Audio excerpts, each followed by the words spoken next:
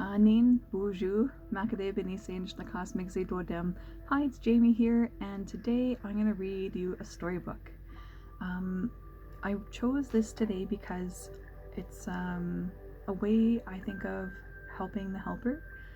I'm hoping that you find an opportunity to be seated in a comfy spot where you can just relax, listen, and hear the story as it's being told to you. I will say that this is my disclaimer portion. I do not own the rights to the music that's being played in the background. That is the sleep, easy, relax music that's just streaming off the internet. I am not copying, reproducing, or in any way reproducing this book. I'm simply reading it for your enjoyment. It's called I Am a Raven. It is by David Bouchard and Andy Everson.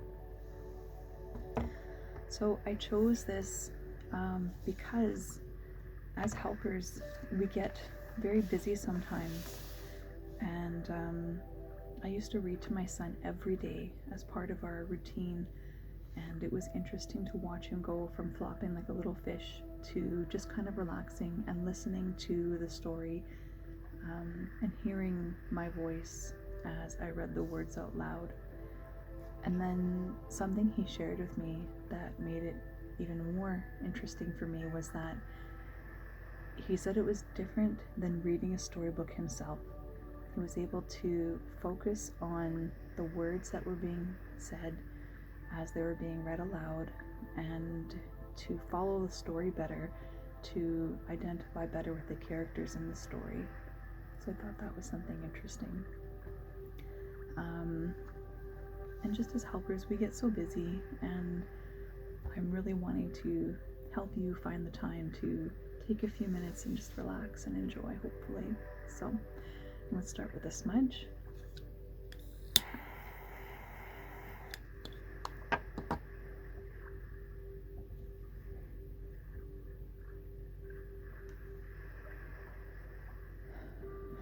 And for you,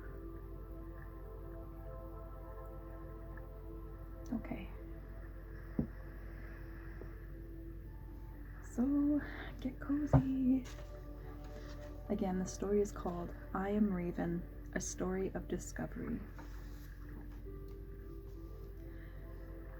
To discover your totem is to discover yourself. There are as many totems as there are species of birds, beasts, or fish.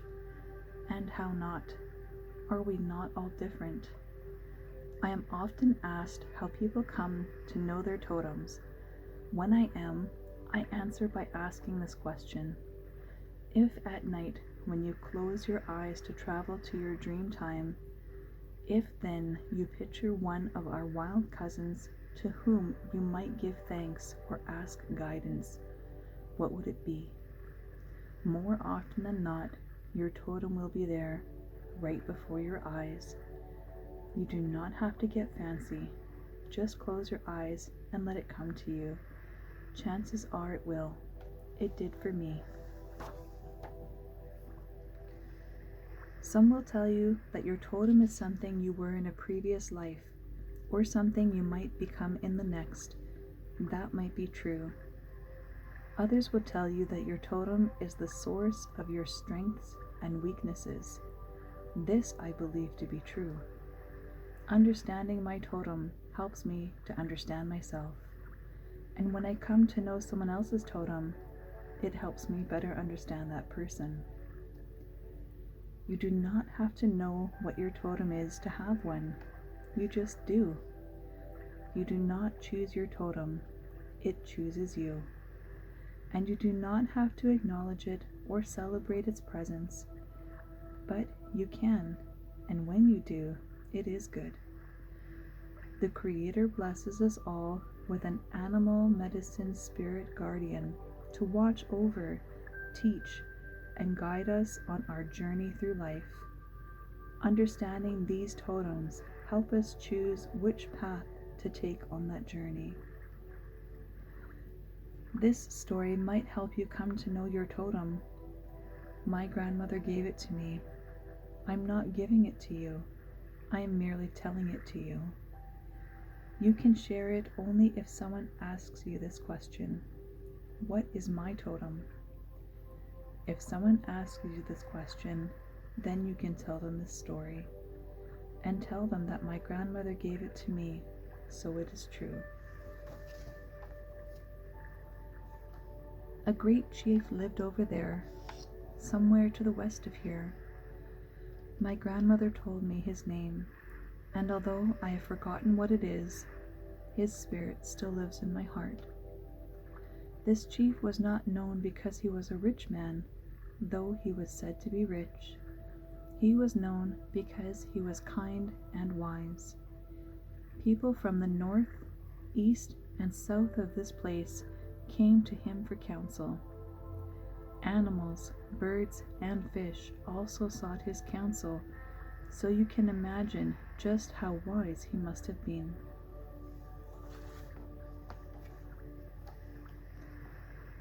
One day, this chief decided to erect a new totem pole. He invited a number of our wild cousins to his lodge. Many came, but some did not. They had their reasons. As custom dictates, and should always be done, they honored their grandmothers and their grandfathers. They had tea. Then the chief spoke. Friends, I shall soon journey to the land of my ancestors. I want my descendants to remember me for who I am, so I am having a pole carved. I cannot include all of you on this pole. However, I want you to know that you are all special to me. Later that day, as he stepped out of his lodge, the chief saw Beaver next to a most beautiful canoe. "Oh, hello, good chief," Beaver said. "What are you doing here?" The chief looked around baffled. "What are you talking about, Beaver? I live here. This is my lodge, you know that." "I suppose I do. However, this is not important, is it?" continued Beaver. "Me? I was just passing by. Chief, I would never want to influence your decision as to whom you will place on your pole. However, I built this canoe for you some time ago, and, well, I thought, Chief, you know me. I am the builder. I do not waste my time playing or dreaming like many of these others. From dawn to dusk, I work hard. With persistence and determination, I create, much as you do. Look at what you have built here. This village was poor and run down. Today it stands as an example of what it can be. Your legacy will surely be that of the builder." As he did every evening, the chief went for an evening walk, and as he stepped onto a much-used path, he heard a familiar voice. My, what a surprise to find you out here in the wilderness this way, my old friend. And just as I was about to bring you this important gift." "Wilderness?" the chief laughed. "Bear, what are you talking about? We use this path as much as we use the sea and rivers." "Let us not argue over trivialities," Bear persisted. "The fact is, I am happy to see you. I have something for you, my friend. It is time I pass this ceremonial headpiece onto one who is wise and a natural-born teacher. This ancestral piece must reside with one who is knowing, humble, and strong. My spirit medicine has provided you and your human ancestors with the ability to heal your sick, your children, and your elderly. Whoever wears this headdress will be given the ability to train others in my guardian medicine, to protect, heal, and guide those in need on their spiritual quest as they travel the good red road. May you be blessed as you pass this healing medicine on." The chief spent the entire evening accepting gifts. First, he met Wolf, returning from a successful hunt. Wolf, it seemed, had more meat than he could possibly eat, and was only too happy to gift the better half of a tasty young buck to his lifelong friend. I am happy to share this meal with you, great chief. After all, as well as being courageous and resourceful, do we not, you and I, protect our people and provide for them? Finding then sharing a meal is what we do. I've always respected and shared with you two-leggeds. Honoring my spirit will bring increasing joy, laughter, and prosperity to your people. Please, my friend, eat well. Next, he happened into Owl. I am delighted to run into you, good chief, and just in case I did, I brought this new medicine bag along with me. While in your lodge earlier today, I could not help but notice that yours was looking a little worse for wear. Chief, you know that I frighten those who see me as one who can see into the dark side, but I am more than that.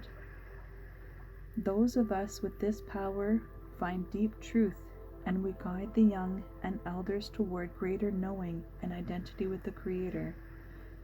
We should have a special place in which to keep things we value most.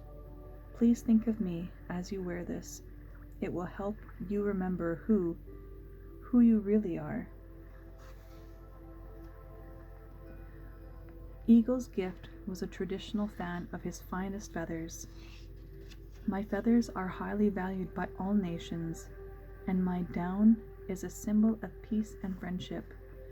We are always, you and I, honest and open because we are close to the Creator. Are these not traits for which you wish to be remembered? The chief found Frog sitting on a large leaf. I know you will not let yourself succumb to these material things, great leader. You and I understand that peace of mind and heart is key to happiness. The way in which we value our families and that which we carry in our hearts will be remembered long after either of us enters the spirit world. Please accept this tobacco and sweet grass braid as a reminder of the quiet moments of reflection we have shared together. Consider these as a token of the respect I have for you. Killer Whale waited. Ah, Chief, I see I'm not the first to reach you. I too believe that much of what you are is of me. You and I, we rule our respective domains, you these lands, and I the oceans. We are communicators. Through us comes the history of all that has passed before us, as well as the ability to share the wisdom. We gift our descendants the ability to co-create new peace, harmony, and friendship with all our relations and our Mother Earth.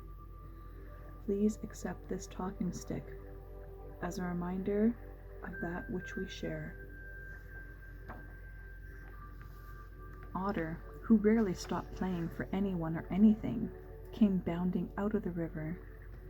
Thank the Creator for fun and games. What would life be without play? Has not our curiosity, yours and mine, great chief, made our lives more exciting and fun? I cannot believe how much you remind me of me. Oh, hi! Look at what I've been saving for you. New gaming sticks. Hey, are you up for a little gaming right now? As Otter presented his gift, Thunderbird blinked and lightning danced across the skies. Thunder echoed from sea to sea as he who commands the elements flapped his mighty wings and lit up the mountains. Most fear me for my power and my wrath. I am the Creator's message carrier, so how could it not be so? Worthy friend, with my own hands I have made you this most powerful spear, symbolic of the Creator's blessing to you for all life, honoring all creatures. Use it as you will during your final hunts. Let all that come to know the friendship that exists between us. Though it was late, Chief made his way to a clearing near the water's edge. There sat Raven, unusually quiet. "There you are, Raven. I am surprised I've not run into you this evening. Did you not have something you wanted to gift me? I have received many wonderful things this evening, but from you nothing." Raven smiled. "Come over here. Look into the water and tell me what you see." This chief looked down at what should have been his reflection, only to see that of Raven. "What trick is this you're playing on me, Raven?" "This is no trick, Chief. It is as you see it. It is said that I am the trickster, the magician, and it is true. I am said to be intelligent and cunning. This is also true. It is said that I can make things happen that others cannot. This, of course, is true.